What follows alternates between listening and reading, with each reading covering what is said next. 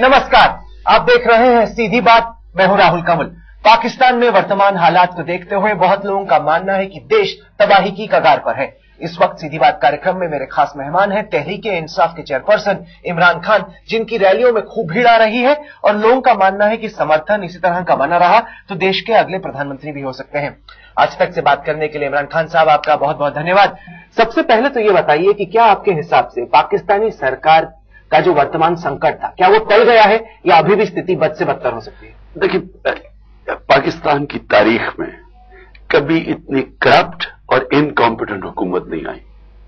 अब ये अभी से नहीं, शुरू से ही एक क्राइसिस से दूसरे क्राइसिस में जा रही है। यानी कि इनकी इतनी बुरी परफॉर्मेंस है, पब्लिक इतनी तंग है, करप्शन के रिकॉर्ड टूट चुके हैं, ना बिजली है, ना गैस है, ना रोजगार है, महंगाई के रिकॉर्ड टूट चुके हैं। लोग इतने तंग हैं इनसे, और ये सिर्फ पावर में इसलिए है कि आसिफ जरदारी ने जो बाकी पॉलिटिकल फोर्सेस है सबको खरीद दिया, यानी सबके लिए उसने कुछ ना कुछ दे दिया, उनके मुंह बंद कर दिए। अगर वो ये ना होता अब तक ये चली गई होती गवर्नमेंट। अगर जेन्युइन ऑपोजिशन होती पाकिस्तान में तो ये गवर्नमेंट की बड़ी देर की चली गई होती। अब इनका क्लैश हुआ है सुप्रीम कोर्ट के साथ। सुप्रीम कोर्ट कह रहा है कि आसिफ जरदारी के $60 मिलियन जो पाकिस्तानी 5 अरब रुपया, 500 करोड़ रुपया स्विट्जरलैंड के बैंकों में पड़ा हुआ है, वो सुप्रीम कोर्ट प्राइम मिनिस्टर को कह रहा है कि आसिफ जरदारी जो प्रेसिडेंट है, इनके पैसे के ऊपर जो स्विस अथॉरिटीज को खत लिखो। प्राइम मिनिस्टर आसिफ जरदारी की करप्शन बचाने के लिए सुप्रीम कोर्ट को डिस्क्रेडिट करने की कोशिश कर रहा है, और ये है असल क्लैश। पर ये पहली सरकार है जो आर्मी से भिड़ रही है, पंगा ले रही है। अब तक हमेशा सिविलियन गवर्नमेंट पाकिस्तान की आर्मी के सामने दब जाती थी। बीते सालों में अगर ऐसा हुआ होता तो आर्मी ने टेक ओवर कर लिया होता। अब की बार आपके हिसाब से आर्मी टेक ओवर क्यों नहीं करी? क्या पाकिस्तान की आर्मी पहले से कमजोर हो गई? देखिए, इसमें कोई शक नहीं कि जो जितने बुरे हालात हैं, उमूमन अवाम खुद आर्मी को कहती है कि खुदा के वास्ते हमें इन सियासतदानों से बचा लो। अब तक तो ये होता है, लेकिन आज पाकिस्तान आगे निकल चुका है, पाकिस्तान तब्दील हो चुका है। पाकिस्तान की अवाम इस फैसले पे पहुंच चुकी है कि जितने भी बुरे हालात हों, मिलिट्री रूल उन हालात का, मसलों का हल नहीं है। ये अब कंसेंसस है पाकिस्तान में। इसलिए आपने देखा कि जितनी भी प्रोवोकेशन थी, जो मेमो गेट स्कैंडल है, ये बड़ा खौफनाक स्कैंडल है कि जिधर एक प्रेसिडेंट ने खत लिखता है, एलिगेशन ये है कि उसने खत लिखा एडमिरल मलन को, अब पाकिस्तानी एम्बेसडर अमेरिका के जरिए, कि मुझे फौज की लीडरशिप हटाने दो, मेरी मदद करो, ताकि मैं अपने जनरल रख के आपकी खिदमत बेहतर कर सकूं। ये सीधा सीधा गद्दारी है, ट्रीजन है। लेकिन आपने देखा इसके बावजूद फौज ने इंटरवीन नहीं किया। क्या ये वजह भी हो सकती है कि क्योंकि ओसामा बिन लादेन एक मिलिट्री कैंप के इतने नजदीक पाया गया, इस वजह से लोगों की आंखों में पाकिस्तान की सेना पहले से बहुत कमजोर, बहुत वीक हो गई? इसकी वजह नहीं है। ये मुशर्रफ के जो 8 साल थे, जिधर मिलिट्री रूल हमने देखा है, प्रेसिडेंट कमांडर इन चीफ भी था, प्रेसिडेंट भी था, उस दौर में ये लोगों ने फैसला किया कि बजाय चीजें बेहतर होने के, जब मुशर्रफ छोड़ के गया तो चीजें और बुरी हो गई। और उसी मुशर्रफ ने उन्हीं लोगों को जिनके ऊपर करोड़ रुपया करप्शन के केसेस के ऊपर खर्च किया था, उन्हीं लोगों को उसने माफ करके और आसिफ जरदारी को उसकी वजह से सदर बना, जो मुशर्रफ ने एनआरओ जो ऑर्डिनेंस पास की थी। तो लोगों ने देखा कि मिलिट्री रूल आया, और जब वो गया तो हमारे हालात और बिगड़ गए। इसलिए एक कंसेंसस पहले ही, इस हुकूमत के आने से पहले ही पाकिस्तान में कंसेंसस था कि अब मिलिट्री का दौर चला गया। बहुत सारे एक्सपर्ट्स को सर ये लगता है कि पाकिस्तान में इस वक्त एक कॉन्स्टिट्यूशनल कू की तैयारी चल रही, कि जुडिशरी सेना के साथ मिलकर इस सिविलियन गवर्नमेंट को बाहर करना चाहती है, ताकि मिलिट्री ने सीधे सीधे तो टेक ओवर नहीं किया, लेकिन फिर भी सिविलियन गवर्नमेंट चली गई। लेकिन गवर्नमेंट के 4 साल तो पूरे हो गए हैं, उनका मुश्किल से 1 साल भी नहीं, 8-9 महीने रह गए हैं। तो इसमें कौन सा कू होगा? कू तो कोई नहीं हो रहा। असल तो हुकूमत अपने ऊपर ही खुद को हमला करने की कोशिश कर रही है, क्योंकि वो अपने प्रेसिडेंट की करप्शन बचाने के लिए। लेकिन आज सारी कौम क्या देख रही है? बेचारे छोटे छोटे गरीब लोग, आधी आबादी तकरीबन गुर्बत की लकीर से नीचे चली गई है। نہ وہ بچوں کو دوائیاں دے سکتے ہیں، نہ تعلیم دے سکتے ہیں، نہ ان کو کھانا دے سکتے ہیں. وہ چوری کرتا تھا، وہ جیل میں. اور ایک صدر کا 5 ارب روپیہ پڑا ہوا ہے سوئس بینک میں، جو کہ سب کو پتا ہے، جو کہ سپریم کورٹ کے سامنے آ چکا ہے، لیکن وہ کہتا ہے میں نہیں بتاتا کدھر سے پیسہ ہے. آپ کی ریلیز میں پچھلے کچھ مہینوں میں بہت بھیڑ جٹی ہے. آپ کا ماننا ہے کہ یہ سنکیت ہے کہ اگلے پردھان منتری آپ بننے والے ہیں، آپ کی پارٹی جیتنے والی ہے. لیکن جو آپ کے اپوزیشن میں لوگ ہیں وہ یہ کہتے ہیں کہ نہیں، یہ بھیڑ عمران خان کرکٹر کو، سپر سٹار کو دیکھنے آ رہی ہے، نیتا کو نہیں. یہ جو ینگ لوگ آ رہے ہیں دیکھنے آئیں گے، عمران خان کی باتیں سننے میں اچھی لگتی ہیں لیکن ووٹ نہیں پڑیں گے. دیکھیں، یہ اگر اس خوش فہمی میں رہنا چاہتے ہیں تو رہیں. مجھے تو بڑا کرکٹ میں بھی اگر مجھے بڑا پسند ہوتا تھا کہ اگر دوسرا ہمارا جو دشمن ہے، مخالف ہے، وہ ہمیں انڈر ایسٹیمیٹ کرے، وہ ٹھیک ہے. لیکن عمران خان تو 15 سال سے پالیٹکس میں تھا، تب تو نہیں لوگ نکلے. آج کیوں نکل رہے ہیں؟ اور یہ آخری دفعہ جب لوگ نکلے تھے اتنے زیادہ ریلیز میں، وہ 1970 تھا، ذوالفقار علی بھٹو کا دور. اور تب تو ذوالفقار علی بھٹو نے کلین سویپ کی تھی. تو یہ اگر سمجھتے ہیں کہ تب نکلے تھے تو سویپ ہوئی لیکن اب نہیں ہوگی، بے شک سوچتے رہیں. میرے خیال میں یہ جو چینج آ رہا ہے، یہ آپ انشاءاللہ آپ دیکھیں گے، یہ 1970 کو بھی بھول جائیں گے لوگ. یہ اتنا بڑا تبدیلی آ رہی ہے. یہ اس لیے میں نے اس کا نام سونامی رکھا ہوا ہے. اور سرکار کہتی ہے کہ سونامی تباہی کا سنکیت ہوتی ہے. آپ کہتے ہیں کہ سونامی پاکستان میں آ رہی ہے. رحمان ملک نے ہم لوگوں کو انٹرویو دیا، انہوں نے کہا ہاں آ رہی ہے، تباہی کی سونامی آ رہی ہے. رحمان ملک کے لیے واقعی یہ تباہی کی سونامی آ رہی ہے. یہ کرپٹ سٹیٹس کو کے لیے، باقی اس کو تباہ کرنے کے لیے آ رہی ہے. جس طرح سے بدلاؤ کی آپ بات کر رہے ہیں، جنرل پرویز مشرف بھی پاکستان میں اسی طرح کے بدلاؤ کی بات کر رہے ہیں. انہوں نے ایک انٹرویو دیا اور انہوں نے آپ کے ساتھ دوستی کا ہاتھ بڑھایا کہ دونوں جو مین پارٹیز ہیں ان کے خلاف آپ اور جنرل مشرف لڑ کے ملے. کیا آپ ان کو گلے لگانے کو تیار ہیں؟ جنرل مشرف کا بوجھ ہم برداشت نہیں کر سکتے. کیوں نہیں؟ اس لیے کہ جو آج حالات ہیں عوام سمجھتی ہے جنرل مشرف کی وجہ سے. این آر او جو آرڈیننس پاس کیا، جس کی وجہ سے آج آصف زرداری پریزیڈنٹ ہیں، یہ جنرل مشرف نے پاس کیا تھا. تو جنرل مشرف کیا تو ٹھیک باتیں رہے ہیں، لیکن ان کے جو اعمال ہیں وہ ایسے ہیں کہ ہم ان کے ساتھ الائنس. پر اگر آپ کی بہومت نہیں آئی، اگر سرکار میں میجورٹی نہیں آئی تو کیا آپ مشرف صاحب کا سمرتھن لیں گے؟ اگر ہم کلیئر میجورٹی ہم لے کے پاکستان میں نہیں آئے، ہم اپوزیشن میں بیٹھیں گے. اگر یہ جو سارے اوپینین پولز آ رہے ہیں وہ صحیح ثابت ہوتے ہیں اور آپ کی سرکار بنتی ہے، بھارت میں لوگ یہ جاننا چاہیں گے کہ عمران خان بطور وزیر اعظم بھارت کے ساتھ کس طرح کا رشتہ چاہیں گے. یہ اس برے صغیر میں دنیا کے سب سے زیادہ غریب لوگ ہیں. اور ہم نے چائنا کی مثال لینی چاہیے کہ انہوں نے 40 کروڑ غریب لوگوں کو غربت سے نکال دیا پچھلے 20 سالوں میں. ہمیں اس میں مقابلہ کرنا چاہیے بجائے ہتھیاروں میں. اگر ہماری دوستی ہو گئی، ہم اپنے مسئلے مسائل سیولائز طریقے پہ، اور اصل مسئلہ کشمیر کا ہے، وہ ہم ٹیبل کے اوپر حل کریں، بجائے اس کے کہ ہم اپنی ایجنسیز کو وہ ادھر ہیں، وہ کہیں جی ایسا ہندوستان میں دہشت گردی کریے، ہم کہیں بلوچستان میں دہشت گردی کریے. بجائے اس کے ہم اگر ایک ٹرسٹ کے اوپر، ایک سچ کے اوپر اپنی ریلیشن شپ قائم کریں، سارا برے صغیر کو فائدہ ہوگا. نواز شریف نے بھی یہی باتیں کی، زرداری صاحب نے بھی یہ باتیں کی. اب تک بھارت اور پاکستان کے بیچ میں ایک بہت بڑا ٹرسٹ ڈیفیسٹ ہے. کشمیر ایک ایسا وواد ہے جس کو دونوں دیش سلجھا نہیں پائے. کیا آپ کے پاس کچھ آئیڈیاز ہیں، کچھ سولوشنز ہیں اس سمسیا کے بارے میں؟ کیونکہ نہ ہی نواز شریف ایک جینوئن لیڈر ہیں، نہ آصف زرداری تھے، اور مجھے افسوس سے کہنا پڑتا ہے آپ کے پاس بھی وہ لیڈرشپ نہیں آئی جو بڑا فیصلہ کر سکتی. دیکھیں، یہ بڑا فیصلہ ہے.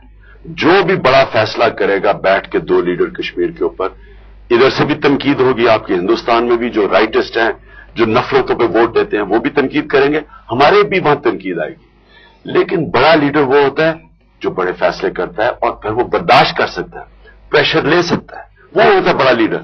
تو اگر 2 پاکستان اور ہندوستان میں مضبوط لیڈرشپ آ گئی، پاکستان میں تو انشاءاللہ آ جائے گی.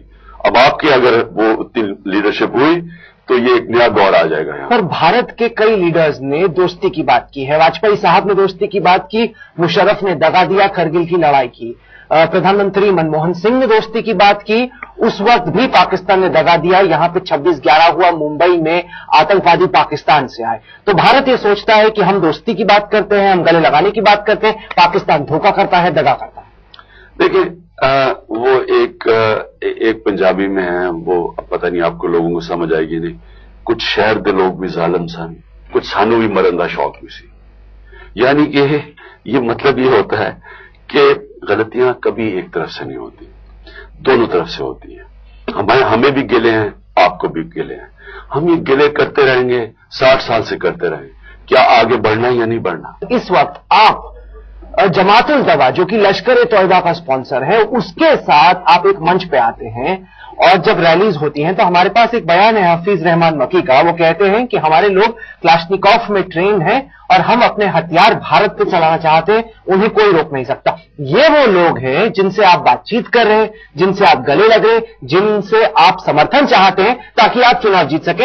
ये लोग हथियारे हैं, इन्होंने मुंबई में दहशतगर्दी की और उन्हीं लोगों से आप मिल रहे हैं। देखिए, सबसे पहले तो एक पॉलिटिकल पार्टी क्या लोगों से बातचीत करके लोगों को एक कंसेंसस की तरफ लेके आती है, या पॉलिटिकल पार्टी बंदूकें उठा के कहती है अच्छा हिंदुस्तान ने कहा ये ऐसे हैं तो हम उनको मार दें? यानी क्या करते? पॉलिटिकल पार्टी लोगों को एंगेज करती है, आप सबसे बातचीत करते हैं। आज अमेरिका तालिबान से बातचीत कर रहा है, जिनको उन्होंने 10 साल से एक दूसरे को मार रहे थे, खुद कुछ हमले हो रहे थे, आज बातचीत कर रहे हैं। क्यों कर रहे हैं?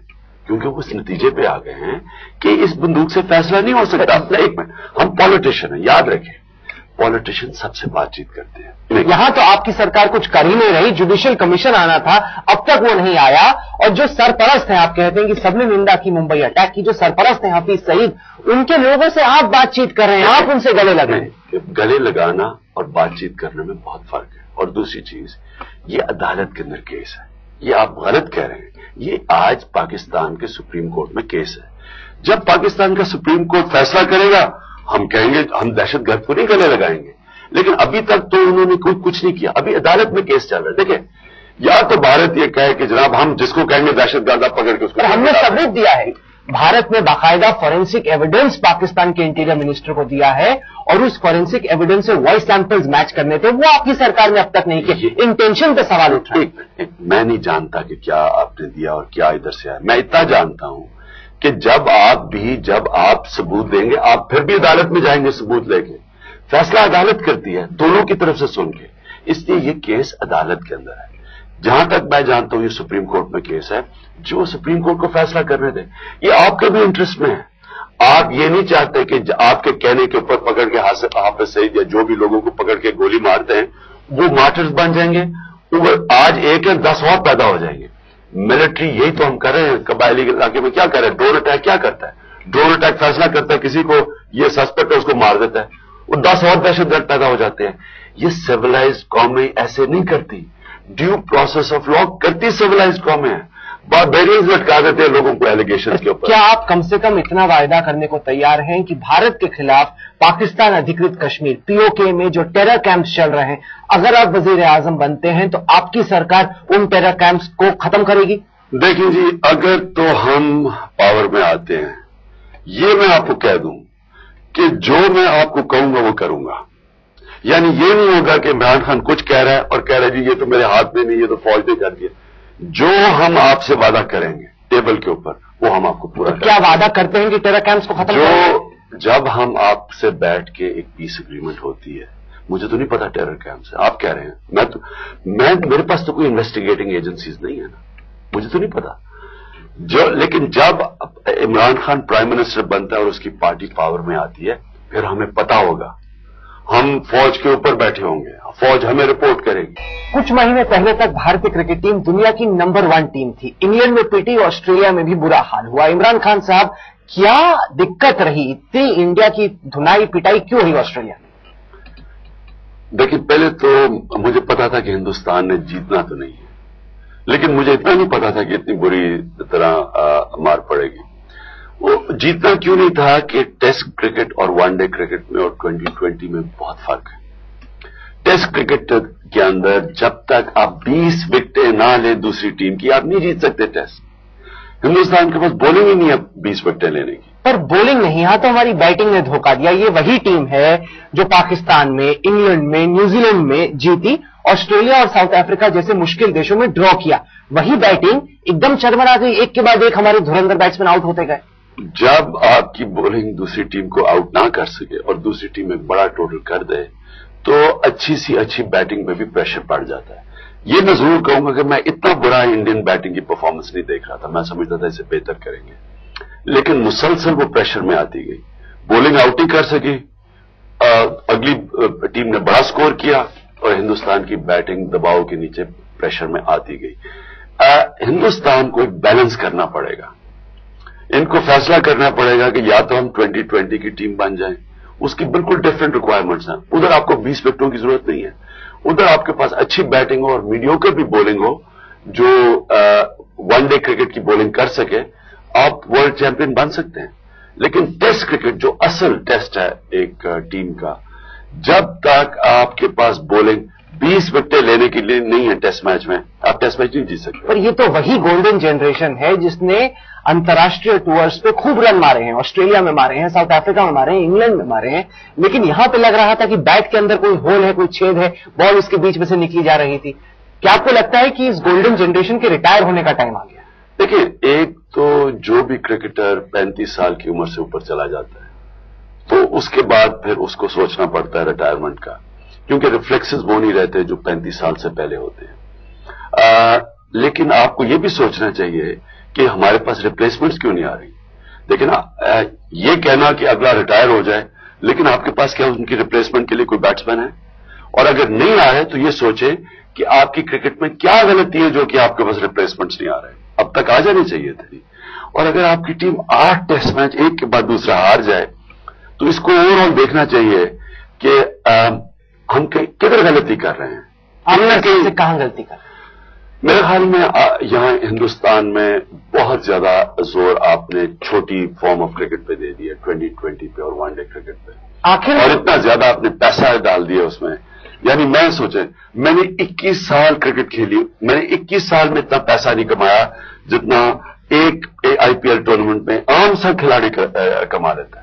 जब आप इतना ज्यादा पैसा डाल देते हैं तो हो सकता है खिलाड़ियों की सारी कॉन्सेंट्रेशन ही वो हो कि हम आईपीएल के लिए फिट हो, तो टेस्ट मैच में ना भी हो तो कोई बड़ी बात नहीं है, लेकिन ये बहुत बड़ा नुकसान पहुंचाएंगे हिंदुस्तान क्रिकेट में। इमरान खान साहब, आज तक से बात करने के लिए आपका बहुत बहुत धन्यवाद। तो ये थी इमरान खान से आज की सीधी बात।